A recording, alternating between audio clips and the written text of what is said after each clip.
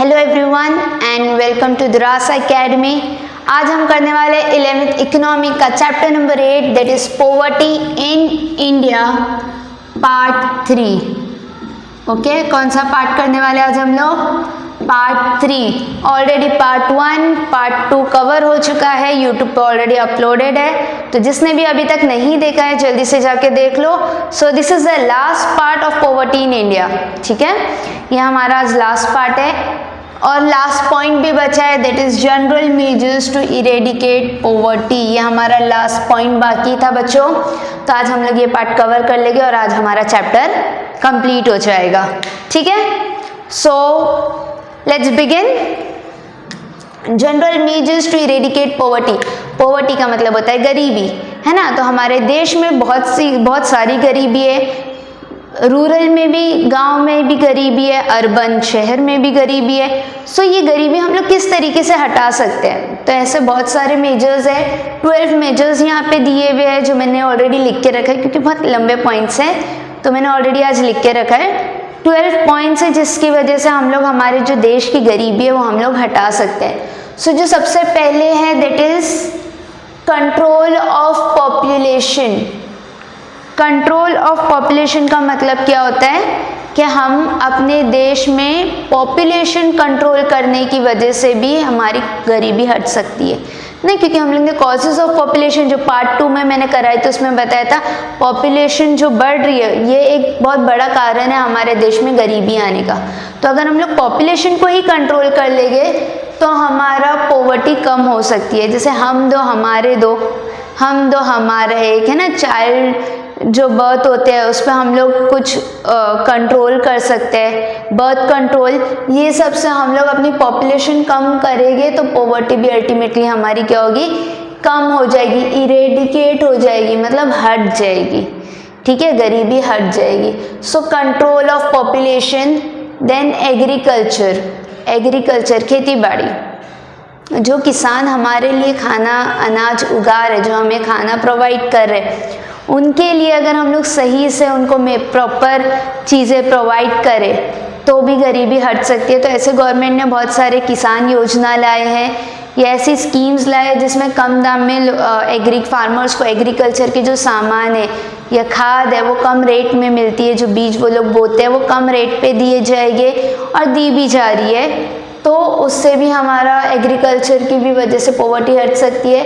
Then rural works, गांव वगैरह में अगर हम लोग ट्रांसपोर्टेशन फैसिलिटीज़ अच्छी कर दे, इलेक्ट्रिसिटी अच्छी कर दे, वहाँ के रास्ते अच्छे बना दे, तो ये सारी चीज़ों की भी वजह से अगर गांव डेवलप होगा तो अल्टीमेटली गरीबी भी तो कम होगी, क्योंकि वहाँ के रास्ते अच्छे नहीं है, कम्युनिकेशन अच्छा नहीं है, इलेक्ट्रिसिटी अच्छी नहीं है, इंटरनेट प्रोवाइड नहीं है। तो ये सारी चीज़ें अगर प्रॉपर होगी तो भी हमारी पॉवर्टी इरेडिकेट हो जाएगी। 4th point is rural industrialisation. गांव में इंडस्ट्रीज को प्रमोट करना, स्मॉल स्केल इंडस्ट्रीज लाओ, घर घर में कुछ बनाने। तो जैसे एक बहुत अच्छे एग्जाम्पल है लिज्जत पापड़ का, है ना। एक छोटे से घर से स्टार्ट हुआ था, आज भी वो लोगों के घर में ही प्रोवाइड करता है काम। तो जो कॉटेज इंडस्ट्रीज है, स्मॉल स्केल इंडस्ट्रीज है, तो गांव के एरियाज में हम लोग को इंडस्ट्रियलाइजेशन लाने से बहुत इम्पैक्ट पड़ेगा हमारी पॉवर्टी पे। Minimum wage, not age, it's wage. Wage का मतलब होता है सैलरी,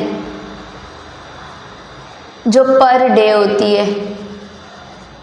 पर डे जो हम लोग को पैसा मिलता है काम करने पे, जिसको तिहाड़ी वगैरह कुछ बोलते हैं, सॉरी मुझे नहीं पता है वो वर्ड हिंदी में क्या बोलते हैं वेज को, जो डेली के जो काम करते हैं और उनको डेली जो पैसा मिलता है उसको हम लोग वेज बोलते हैं। तो 1948 में एवरी पर्सन को, इंडस्ट्रीज में काम करने वाले हो या फार्मर्स हो या एग्रीकल्चर फील्ड में काम करने वाले हो, तो उनको पर डे मिनिमम क्या सैलरी देना है वो गवर्नमेंट डिसाइड करती है। 1948 से गवर्नमेंट डिसाइड करती है कि मिनिमम इतना पैसा मिलना चाहिए अगर कोई इंसान काम कर रहा है तो। Then public distribution system, ration card पे अनाज मिलता है, पता है आप लोग को? राशन कार्ड लेके जाओ तो गेहूँ चावल मिलता है। तो पब्लिक डिस्ट्रीब्यूशन भी अगर होगा तो पॉवर्टी कुछ हद तक कम हो जाएगी। नेशनलाइजेशन ऑफ बैंक, 1969 में 1980 में ये नेशनलाइज किया गया है बैंक को, ताकि जो लोग गरीब है उनको अगर अपने बच्चों को पढ़ाना है या उनको अपना बिजनेस एक्सपांड करना है, एग्रीकल्चर में पैसे लगाना है, तो वो लोन उठा सकते हैं, वो भी कम इंटरेस्ट पे। इंटरेस्ट रेट कम होता है क्योंकि नेशनलाइज हो गई है बैंक, तो बहुत सारी स्कीम्स भी देते हैं। जो अंडर पॉवर्टी लाइन आते हैं उनको बैंक स्कीम्स वगैरह से भी लो इंटरेस्ट पे लोन्स मिल जाते हैं। Then progressive tax measures, tax कम करना या हर एक के लिए इक्वल टैक्स लगाना, क्योंकि अमीर लोग तो टैक्स पे कर सकते हैं, गरीब लोग टैक्स कैसे पे करेंगे। तो proper time to time tax को टैक्स मेजर्स लाना। पहले वेट टैक्स होता था, अलग अलग चीज़ों पे टैक्स होता था, अब एक ही सिंगल टैक्स आ गया, दैट इज़ जीएसटी, है ना। हर प्रोडक्ट पे अलग अलग जीएसटी लगाया गया, 18% है, 2% है, 0% है। सो ऐसे प्रोग्रेसिव टैक्स मेजर्स आए हैं। Then education, what happened? Come here.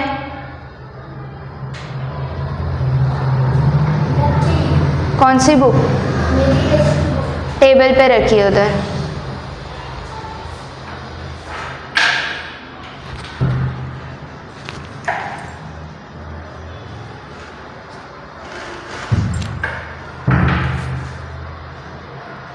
Okay, sorry for interruption. Education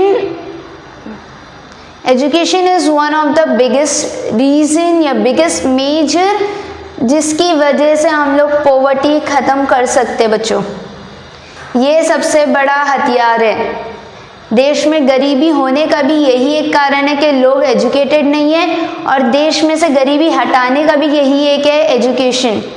इसी से गरीबी देश की हट सकती है। So education is one of the biggest reason, जिससे बिगेस्ट मेजर जिससे हम लोग पॉवर्टी एरेडिकेट कर सकते हैं। आज के टाइम में इंडिया में 6 to 14 ईयर्स के जो बच्चे हैं उनको कंपलसरी एजुकेशन, फ्री एजुकेशन मिलती है गवर्नमेंट की तरफ से। At the same time schools में मिड डे मील प्रोवाइड होता है, सैनिटेशन प्रॉपर है, सेफ वाटर है। तो ये सारी चीज़ें अगर एजुकेशन फैसिलिटीज़ में ऐड हो जाए और बच्चों को सही से एजुकेशन मिले तो पॉवर्टी डेफिनेटली हमारे देश से एक दिन चली जाएगी। So that is education. Then affordable housing, रहने के लिए घर कम दाम में। आज के टाइम में लोगों के पास रहने के लिए घर ही नहीं, क्योंकि इतने महंगे हो गए, इतना रेट हाई हो गया, घर कहाँ से खरीदे ना। महाड़ा पता है आप लोग को? महाड़ा गवर्नमेंट का ही लाया हुआ घर है जो कम रेट में लोगों को दिया जाता है। तो ऐसे बहुत सारे रूरल एरियाज़ में भी और अर्बन एरियाज़ में भी फैसिलिटीज़ आई है जो अफोर्डेबल हाउसिंग प्रोवाइड कर रहे हैं लोगों के लिए। 11th is the health facilities. Health is wealth. अगर हम तंदुरुस्त तो देश तंदुरुस्त, है ना। हेल्थ इज़ वेल्थ है। Proper sanitation, proper health facilities, medical facilities, proper food provideation, अगर ये प्रॉपर रहेगा तो अल्टीमेटली देश अच्छा हो जाएगा, हेल्दी हमारा देश हो जाएगा, गरीबी कम हो जाएगी। क्योंकि इंडिविजुअल पर्सन अगर हेल्दी है तो वो काम भी कर सकता है। अगर वो काम करेगा तो वो national per capita income grow करेगा, नेशनल इनकम ग्रो करेगा।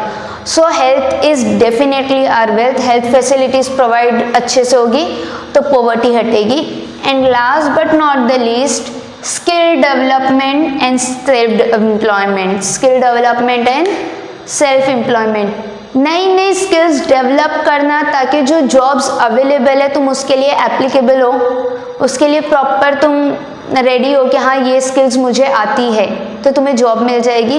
देन सेल्फ एम्प्लॉयमेंट की तरफ लोगों को लेके जाना। ऐसी बहुत सारी स्कीम्स आई है जो गवर्नमेंट की स्कीम्स है जो लोगों को सिखाती है, स्किल्स सिखाती है। और सेल्फ एम्प्लॉयमेंट की तरफ क्या बोलते हैं, मोटिवेट करती है कि अगर तुम्हारे पास जॉब नहीं है तो तुम अपना खुद का बिजनेस स्टार्ट करो, भले से छोटा सा बिजनेस हो लेकिन सेल्फ एम्प्लॉयमेंट करो। इट इज़ मस्ट, बिजनेस करना इज़ मस्ट, क्योंकि हम सेल्फ एम्प्लॉयड रहेंगे तो हमारे ऊपर कोई भी नहीं रहेगा। आज मैं यूट्यूब चैनल से आप लोग को पढ़ा रही हूँ, आई एम सेल्फ एम्प्लॉयड, है ना। So self employment and skill development is must. और इसको जैसे जैसे हमारा जनरेशन बढ़ रही है, न्यू टेक्नोलॉजी आ रही है वैसे वैसे अपने आप को अपग्रेड करते रहना पड़ता है, ठीक है। सो स्किल डेवलपमेंट और सेल्फ एम्प्लॉयमेंट से भी हमारे देश की गरीबी हट सकती है। So these are the 12 measures जिससे हम लोग हमारे देश की गरीबी को ख़त्म कर सकते हैं। Okay, so that's it my students. Here we have completed our chapter number 8 that is poverty in India. Poverty in India को हम लोग ने चैप्टर आज कंप्लीट हो गया है। इसके 3 पार्ट बने, पार्ट 1 पार्ट 2 ऑलरेडी अपलोडेड है and this is part 3 which we have already covered in this lecture. So that's it. If you have any query, any doubt, feel free to comment and share it with your friend as much as you can. Subscribe and hit the bell icon for the next chapter. That's it. Thank you.